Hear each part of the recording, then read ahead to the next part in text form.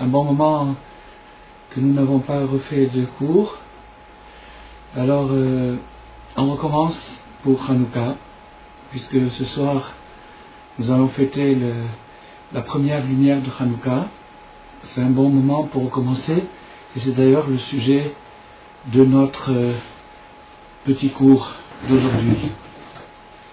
Alors, Rabbi Nathan nous dit que Hanouka, ainsi qu'il est dit dans les ouvrages sacrés, c'est la première illumination de l'année. L'année qui a commencé à Rosh Hashanah. En fait, tout le bloc Tishri, avec Rosh Hashanah, Yom Kippour, Sukkot, Simchat Torah, est considéré comme l'introduction. Le vrai début, c'est maintenant. C'est Hanouka, c'est là où va se révéler, va se dévoiler la première illumination de l'année. Et donc, ce retour, ce renouveau, indique à chacun de nous un sens de l'éducation, de s'entraîner, de s'éduquer à servir Dieu, à se rapprocher de Dieu. C'est pour ça que le mot Hanouka vient de la racine chinour, qui veut dire l'éducation. Quand une personne désire s'éduquer elle-même, à rentrer dans le perfectionnement de son rapport avec le divin, c'est-à-dire à atteindre une conscience plus sublime. C'est ça, notre rapport avec le divin, c'est un rapport par la conscience, c'est-à-dire dans la mesure où on arrive à affiner sa conscience, on capte par le divin cette conscience. Donc, quand on veut s'entraîner à faire ça, s'éduquer à faire ça, comme quelqu'un s'éduque à faire de la musique, à faire des gammes pour jouer de la musique, alors il y a un phénomène inverse qui se produit immédiatement. C'est que l'imagination se réveille et ne laisse pas la personne rentrer, atteindre la conscience. Alors, on va expliquer un petit peu quelle est la différence entre l'imagination et la conscience. L'imagination, c'est la combinaison de ce que nous captons au moyen des sens. Nous captons une certaine vision du monde, une conception de la vie, par les informations qui nous sont transmises au moyen des sens. Nos sens nous indiquent des informations et à partir de ces informations, on se construit une idée de la vie. Malheureusement, notre imagination est faible. Elle est faible dans la mesure où elle est sujette à des déformations. Elle se livre à des opérations qui déforment notre captation. C'est-à-dire ce que nous captons de la vie n'est pas réellement ce qu'il y a. Nous déformons au passage. La force intérieure qu'il y a dans la captation sensorielle est une force qui déforme. Elle ajoute, elle retranche, elle joue. Donc ce jeu déforme notre captation. Et donc automatiquement, quand on veut faire un effort de recevoir une conscience plus sublime, plus raffinée, plus pure, immédiatement, il y a une réaction inverse qui se produit, c'est-à-dire que l'imagination se réveille et empêche de capter la vraie conscience. Comme quand quelqu'un, par exemple, a un éveil de conscience en lui, intérieur, il a cet éveil de conscience, mais tout aussitôt, son imagination commence à délirer. Elle commence à l'emporter vers des extrapolations, vers des projections, vers des fantaisies de toutes sortes, de telle sorte que le point de conscience, l'idée qui lui était venue, il n'arrive pas à l'élaborer et à la mener à bout, c'est-à-dire à l'utiliser pour en faire quelque chose de constructif et de valable. Ça se produit chez chacun de nous presque constamment. Chaque fois qu'on a un petit éveil de conscience, immédiatement, il y a une recrudescence de fantaisie, de fantasmes qui se réveillent. Et c'est ça qu'il faut surmonter. Alors, le combat qu'il y a en nous, entre la conscience et le fantasme, entre l'esprit et l'imagination, c'est le combat éternel qui se produit à un niveau cosmique et qui s'est historiquement incarné et concrétisé à l'époque de Hanouka, lorsque les Grecs ont envahi la terre d'Israël et ont essayé d'imposer leur culture hellénique, leur conception philosophique de la vie sur le peuple juif. C'est-à-dire le peuple juif qui est à la recherche de sa conscience, à la recherche de sa vocation, de sa mission sur terre, et chaque fois qu'il doit accéder à un niveau plus élevé de conscience, il y a un antagonisme international qui s'élève contre lui et qui l'en empêche. Ça c'est au niveau international, au niveau historique, et comme ça se produit au niveau humain pour chacun de nous. Donc, quand on nous dit que les Grecs ont essayé de faire oublier la Torah aux Juifs, c'est une façon historique de le résumer. Maintenant, aujourd'hui, nous avons appris une façon spirituelle de le vivre, c'est-à-dire que le grec se trouve en nous, le juif se trouve en nous. Ils se font la guerre, naturellement, puisque chacun tire de son côté et les côtés sont opposés. Donc, lorsque la culture grecque qui se trouve en nous, les influences de culture grecque, l'hellénisme qui se trouve en nous, essayent de se réveiller, c'est parce que il y a eu à ce moment-là un éveil de conscience. C'est parce que nous avons capté une étincelle de conscience divine et tout aussitôt nous avons déclenché une réaction. Alors après ça, quand on arrive dans cette guerre à se montrer courageux, à se montrer même parfois héroïque, à faire plus que ce que nous pouvons, tant qu'on fait que ce qu'on peut, on va pas bien loin, on peut peu.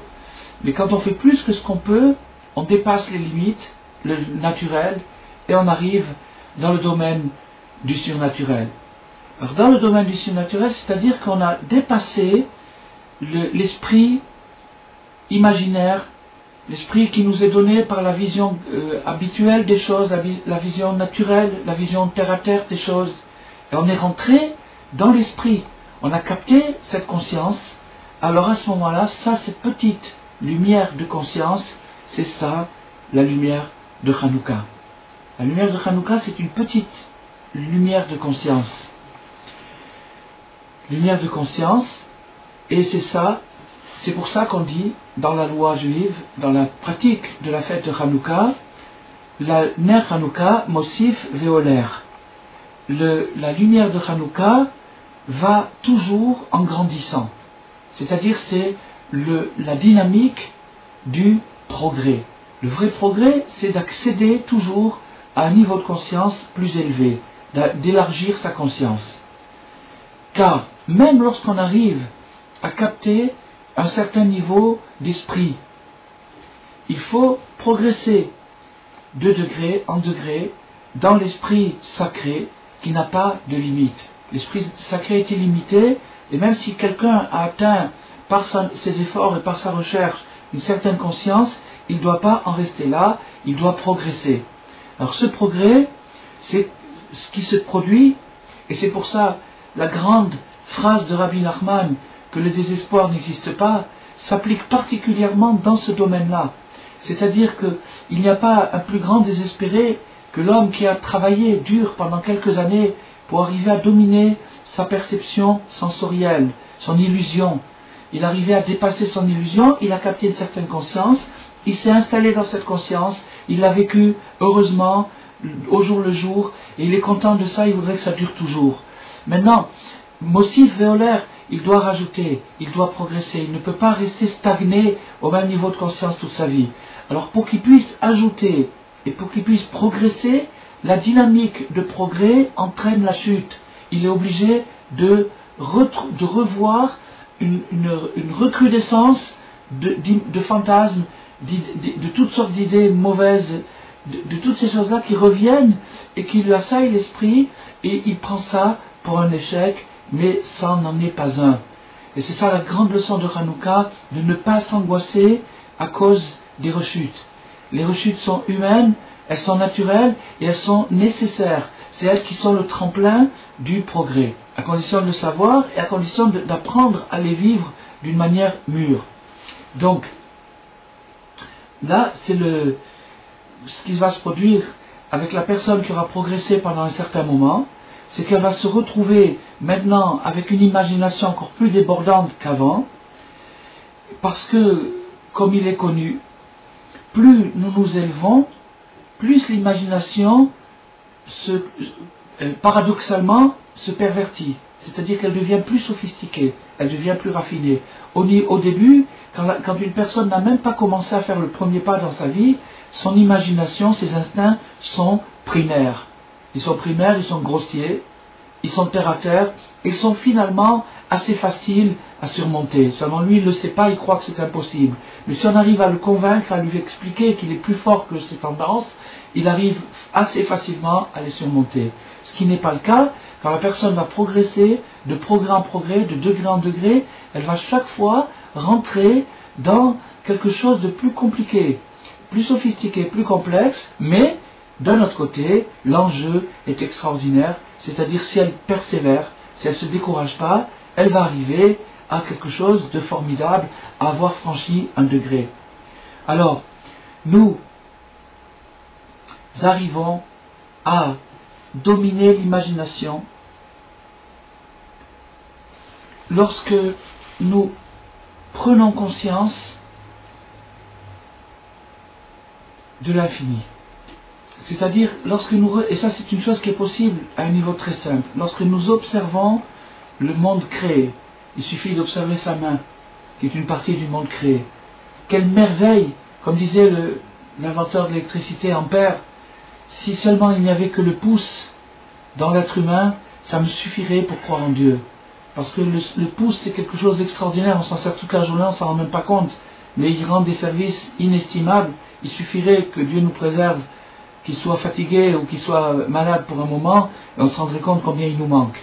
Donc ce pouce, ce doigt, cet index, cette palme, tout est écrit dans notre main, toutes ces choses extraordinaires. Quand on en prend conscience, alors on sublime et on domine l'imagination. Finalement, l'imagination c'est une espèce d'angoisse. C'est une espèce de vision étriquée et puérile de la réalité. Et cette vision étriquée et puérile nous amène à ressentir des peurs, des frayeurs, des craintes, et nous amène à avoir des réactions en fonction, c'est-à-dire de nous précipiter vers le plaisir, vers l'assouvissement, par peur de mourir, par peur d'être privé. Tout ça c'est quelque chose de très très puéril. Quand on prend une conscience de la grandeur divine, alors à ce moment-là, on domine, dans cette mesure-là, on domine notre imagination. Et aussi, lorsqu'on se montre généreux, lorsqu'on sait ouvrir son cœur, lorsqu'on sait partager ses biens, lorsqu'on sait donner à autrui, on arrive aussi à dépasser son imagination.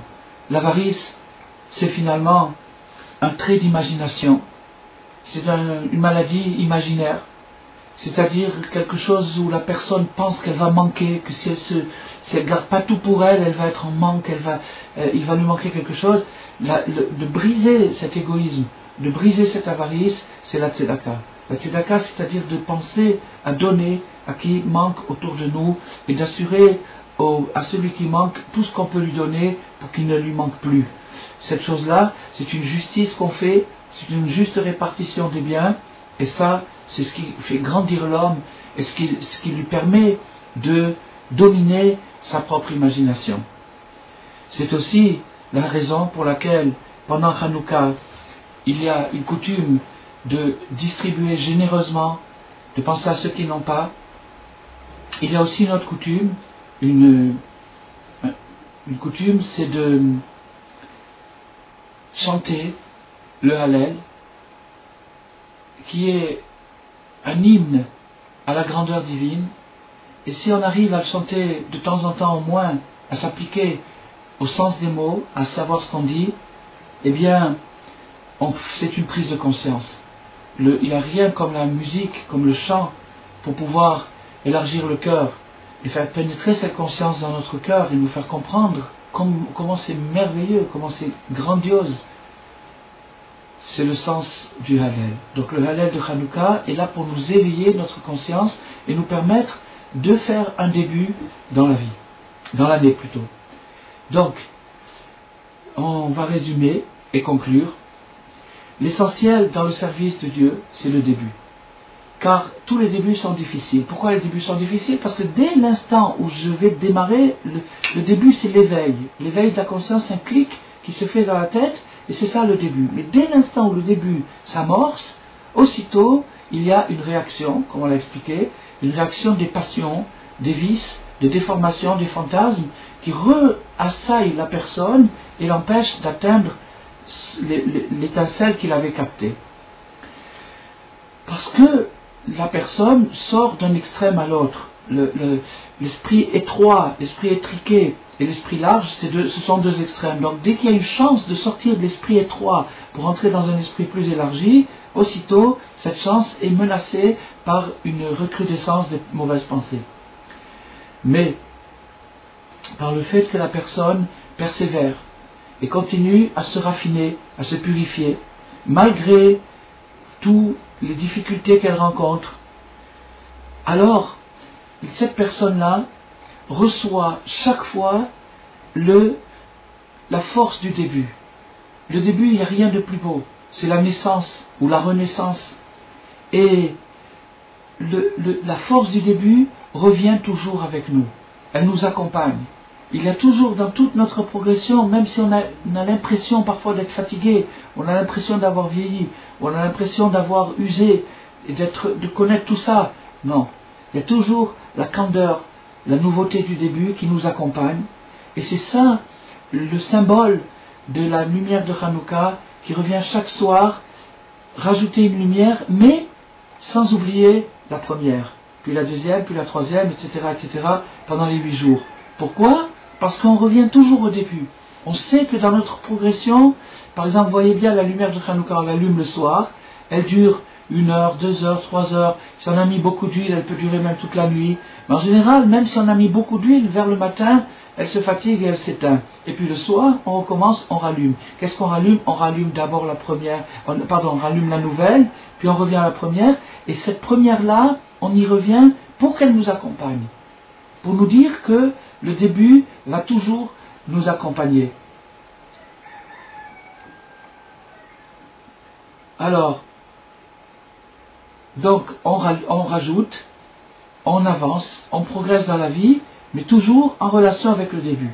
Donc, la première lumière nous accompagne, elle dure pendant les 8 jours pour nous indiquer que la force du commencement est toujours avec nous. Donc, il me reste à vous souhaiter, pour nous tous, de faire un début, de profiter de cette lumière dans la grandeur, et précisément qu'elle descend en dessous de 10 coudées, elle descend en bas.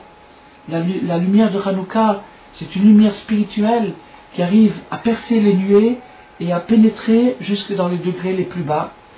Elle rentre dans notre maison, dans le quotidien profane. C'est pas une fête comme une fête de Yom Tov où on doit s'abstenir du travail. C'est une fête, pour ainsi dire, profane, pour nous dire que la lumière spirituelle est descendue jusque dans le profane et va nous permettre d'éclairer, d'allumer un petit lampion d'espoir dans notre existence. Donc, c'est ça ce qui va se passer ce soir. Et puis le deuxième soir, le troisième soir, on en a vraiment besoin. L'hiver, c'est une espèce de tunnel. C'est maintenant qu'on va s'équiper pendant 8 jours pour traverser ce tunnel et réussir, en cours de traversée, de récupérer des choses merveilleuses. Un bon Hanouka, une joyeuse fête de Hanouka, et que la lumière entre en nous, nous éclaire et nous réjouisse.